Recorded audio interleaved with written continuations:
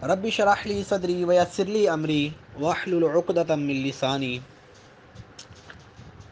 حضرت سیدنا نوح علیہ الصلوۃ والسلام اللہ رب العزت کے بڑے برگزیدہ اور جید نبی گزرے ہیں۔ اللہ رب العزت نے اپنے انبیاء کو وہ مقام عطا فرمایا ہے کہ جو نبیوں کے علاوہ کسی کو مقام عطا نہ ہوا۔ سیدنا نوح علیہ السلام اللہ رب العزت کے وہ نبی ہیں کہ جن کا ذکر قرآن عظیم کے اندر اللہ رب العزت نے بار بار ارشاد فرمایا، اور نوح علیہ السلام کے قصے کو بیان کر کے اللہ رب العزت نے کفار کو ڈرایا کہ جس طرح نوح علیہ السلام کی قوم اللہ رب العزت کی نافرمانی کی وجہ سے ہلاک ہوئی، اور اللہ رب العزت کی نافرمانی کرتے ہوئے ان پر اللہ کی طرف سے عذاب نازل ہوا، تو اے مشرکین مکہ، اے منافقین، تم بھی یہ سن لو، اللہ رب العزت کی پکڑ بڑی سخت ہے۔ اللہ رب العزت جب پکڑتا ہے، اللہ رب العزت جب رسی کو کھینچتا ہے، رسی کو مضبوطی سے کھینچتا ہے، تو پھر اس وقت کفار کے لیے کوئی دوسری جگہ باقی نہیں رہتی۔ اللہ رب العزت ان پر عذاب کو نازل فرماتا ہے۔ اس لیے چاہیے تمہیں کہ اے کفار، اے مشرکین، تم اللہ رب العزت کی طرف ایمان لے آؤ، اس کے حبیب صلی اللہ علیہ وسلم پر ایمان لے آؤ۔ دوستو، آج ہم جس موضوع اور جس ٹاپک پہ بات کرنے والے ہیں وہ سیدنا نوح علیہ السلام کا ٹاپک ہے کہ سیدنا نوح علیہ السلام کو رب کائنات نے کس طرح ان کی قوم کی طرف بھیجا، اور کس طرح ان کی قوم پر عذاب آیا، اور کس طرح رب کریم نے ان کی قوم سے اور ان کی قوم پر جو آنے والا عذاب ہے اس سے ان کو اور ایمان والوں کو نجات دی۔ سب سے پہلے ہمیں یہ یاد رکھنا چاہیے کہ نوح علیہ نبینا و علیہ الصلوۃ والسلام اللہ رب العزت کے وہ نبی ہیں کہ جن کو سب سے پہلے کفار کی طرف بھیجا گیا۔ ان سے قبل جو لوگ کافر تھے، مشرکین تھے، ان کی طرف کوئی نبی نہ تھا۔ سیدنا آدم علیہ نبینا و علیہ الصلوۃ والسلام کے بعد 1000 سال کی مدت کے بعد نوح علیہ نبینا و علیہ الصلوۃ والسلام کو کفار کی طرف بھیجا گیا۔ یہ سب سے پہلے نبی ہیں جن کو کفار کی طرف بھیجا گیا، اور کفار کی طرف بھیج کر انہیں بت پرستی سے منع کیا گیا۔ سیدنا نوح علیہ السلام کوفہ کے اندر، جو کہ عراق کا شہر ہے، وہاں پر مبعوث کیے گئے۔ سیدنا نوح علیہ نبینا و علیہ السلام کی قوم یہ مشرک تھی، بت پرست تھی۔ ان کے جو بت تھے ان کا نام قرآن مجید میں ود کا نام آیا ہے، سوا، یغوث، یعوق اور نصر کا نام آیا ہے۔ سیدنا نوح علیہ نبینا و علیہ السلام چونکہ انہی کی قوم میں سے تھے، جب انہوں نے نبوت کا دعویٰ کیا تو ان لوگوں نے آپ علیہ نبینا و علیہ السلام کی دعوت کو رد کر دیا، اس کو نہ مانا۔ حالانکہ نبی نوح علیہ السلام نے ساری عمر ان کے اندر گزار دی۔ یہ لوگ جانتے تھے کہ نوح علیہ السلام نہ تو کبھی جھوٹ بولتے ہیں اور نہ ہی کبھی کوئی گناہ کرتے ہیں، کیونکہ جو نبی ہوتا ہے نہ تو صغیرہ گناہ کرتا ہے نہ ہی کبیرہ گناہ کرتا ہے۔ جب حضرت سیدنا نوح علیہ نبینا و علیہ السلام نے ان کو توحید کی دعوت دی اور انہیں بتایا کہ جن کو تم پوجتے ہو یہ تو محض پتھر ہیں، یہ تو بت ہیں، یہ تو نہ تمہیں نفع دے سکتے ہیں نہ تمہیں نقصان دے سکتے ہیں، نہ تمہارے کسی کام آ سکتے ہیں۔ ان کی بے بسی یہ ہے کہ ان کی ناک پر اگر مکھی بیٹھ جائے تو یہ اس مکھی کو بھی نہیں اڑا سکتے۔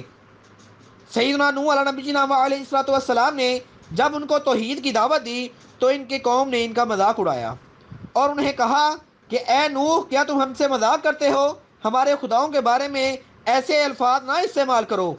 سیدنا نوح علیہ نبینا و علیہ السلام ان کو دعوت دیتے رہے، توحید کی دعوت دیتے رہے۔ جب ان کی توحید کی دعوت کی طرف لوگ مائل ہونا شروع ہو گئے تو جو سردار تھے قوم کے، جو بڑے لوگ تھے، جو اس وقت سرمایہ دار تھے، امیر لوگ تھے، ان کو اس سے بڑی تکلیف پہنچی۔ انہوں نے سیدنا نوح علیہ نبینا و علیہ السلام کی بات کو ماننے کی بجائے نوح علیہ نبینا و علیہ السلام پر الزام عائد کر دیا کہ تم تو سرداری چاہتے ہو، تم ہمیں ہماری سیٹ سے پرے کر کے خود سردار بننا چاہتے ہو۔ سیدنا نوح علیہ نبینا و علیہ السلام نے ان کے اس قول کی طرف توجہ نہ دی اور مسلسل رب کریم کی طرف سے جو وحی نازل ہوتی تھی اس پر لوگوں کو بلاتے رہے، دعوت دیتے رہے۔ سیدنا نوح علیہ نبینا و علیہ السلام کو رب کائنات نے 1000 سال کی عمر سے نوازا۔ انہوں نے 950 سال اپنی قوم کو تبلیغ کی، اور 950 سال کے اندر ان پر جو ایمان لائے وہ اس قوم کے غربا، مساکین اور پسا ہوا طبقہ تھا۔ جو سردار تھے، امیر تھے یا اس وقت کے سرمایہ دار لوگ تھے، انہوں نے سیدنا نوح علیہ نبینا و علیہ الصلوۃ والسلام پر ایمان نہ لائے۔ جب سرداروں کو دعوت دی جاتی تو سردار یہ کہتے کہ جو تم پر یہ مساکین اور پسا ہوا طبقہ، غریب طبقہ تم پر ایمان لایا ہے، تمہیں چاہیے کہ ان کو دور کرو، ہم ان کے ساتھ نہیں بیٹھنا چاہتے، اگر تم ان کو دور کرتے ہو تو ہم تمہاری بات سننے کے لیے تیار ہیں۔ لیکن سیدنا نوح علیہ نبینا و علیہ الصلوۃ والسلام نے آگے سے یہ جواب ارشاد فرمایا، اگر میں نے ان کو دور کر دیا، اگر میں نے ان کو اپنے پاس نہ بٹھایا تو میرا رب جو بڑا مہربان ہے مجھ پر، جس نے مجھ پر انعام اکرام کیے، مجھے نبوت سے سرفراز فرمایا، وہ مجھ سے ناراض ہو جائے گا، لہذا میں ان کو اپنے آپ سے دور نہیں کروں گا۔ جب سیدنا نوح علیہ نبینا و علیہ الصلوۃ والسلام نے 950 سال اپنی قوم کو تبلیغ کی، اپنی قوم کو دعوت توحید دی، لیکن وہ نہ مانے، مگر کہ چند قسمت والے جو سیدنا نوح علیہ الصلوۃ والسلام پر ایمان لے آئے، اگر ہم تاریخ کی کتابوں میں دیکھیں تو ان کی تعداد 80 ملتی ہے۔ 950 سال کی تبلیغ کے بعد صرف 80 لوگ ایمان لے کر آئے۔ سیدنا نوح علیہ نبینا و علیہ الصلوۃ والسلام جب ان کی قوم سے مایوس ہونے لگے، ویسے نبی مایوس نہیں ہوتا، تو رب کریم نے ان کی طرف وحی فرمائی اور ارشاد فرمایا، اے نوح آپ ایسا کیجئے، کشتی تیار کیجئے اور کشتی کے اندر ہر قسم کا جوڑا، ہر قسم کا ایک جاندار جو کہ جوڑا ہے جس سے آگے نسل چلے گی، نسل کی افزائش ہوگی، اس کو اس کشتی کے اندر سوار کیجئے اور رب کریم کے حکم سے اس کشتی میں سوار ہو جائیے۔ تو پھر سیدنا نوح علیہ نبینا و علیہ الصلوۃ والسلام نے کشتی تیار کرنا شروع کر دی، چونکہ وہ ایسی سرزمین تھی جہاں پر نہ تو کوئی بہت بڑا دریا تھا، نہ تو کوئی بہت بڑا سمندر تھا۔ جب کشتی تیار کرنا شروع کر دی تو ساتھ ایمان والے بھی شامل ہو گئے، انہوں نے سیدنا نوح علیہ نبینا و علیہ الصلوۃ والسلام کی پیروی کرنا شروع کر دی اور کشتی بنانے میں مدد کرنا شروع کر دی۔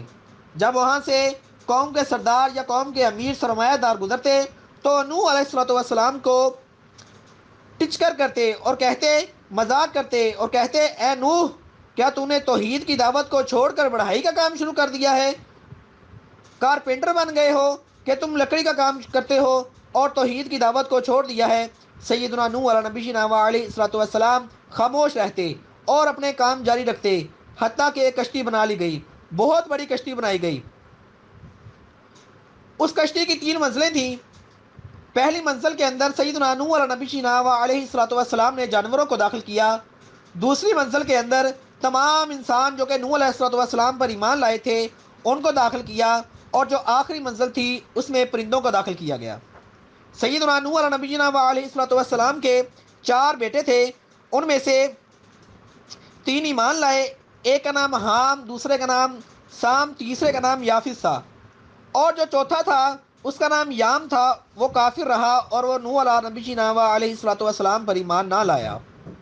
جب کشتی کے اندر سوار ہو گئے تو رب کریم کے حکم سے ان کی قوم پر عذاب نازل ہوا، زمین نے پانی کو چھوڑنا شروع کر دیا، اللہ رب العزت نے آسمان کو حکم دیا کہ ان پر پانی کو برسایا جائے، آسمان کی طرف سے بھی پانی برستا، زمین بھی اندر سے پانی کو باہر اچھالتی، حتیٰ کہ پانی کی سطح بڑھنی شروع ہو گئی۔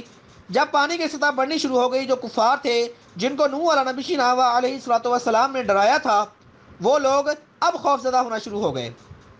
ان میں آپ علیہ نبینا و علیہ الصلوۃ والسلام کا ایک بیٹا یام بھی موجود تھا۔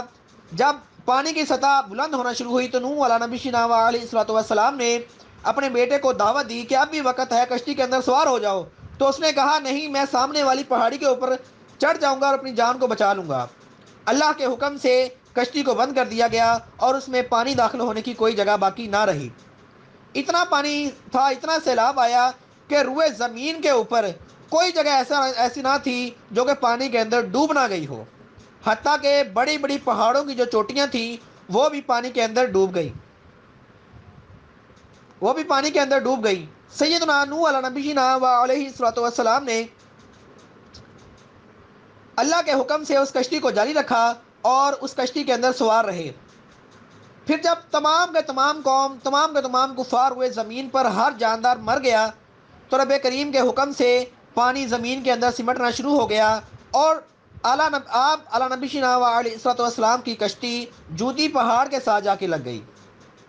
حضرت سیدنا نوح علیہ نبی شنا علیہ السلام نے ایک کبوتر کو معائنہ کرنے کے لیے بھیجا کہ جاؤ دیکھو ہم زمین پر اتر سکتے ہیں کہ نہیں۔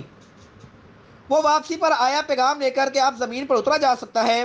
پھر آپ علیہ نبی شنا علیہ السلام اپنے ایمان والے بچوں اور ایمان والی قوم کے ساتھ اس زمین پر اترے، اور اس زمین پر اترنے کے ساتھ آپ نے نئی زندگی کا آغاز کیا۔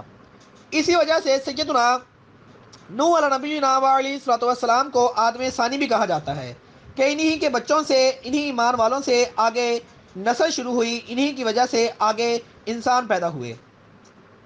ہمارے محبوب صلی اللہ تعالیٰ علیہ وسلم جو کہ احمد مجتبیٰ بھی ہیں، محمد مصطفیٰ صلی اللہ علیہ وسلم بھی ہیں، آپ سیدنا نوح علیہ نبی علیہ السلام کے شہزادے یافس رضی اللہ تعالی عنہ کی اولاد میں سے ہیں۔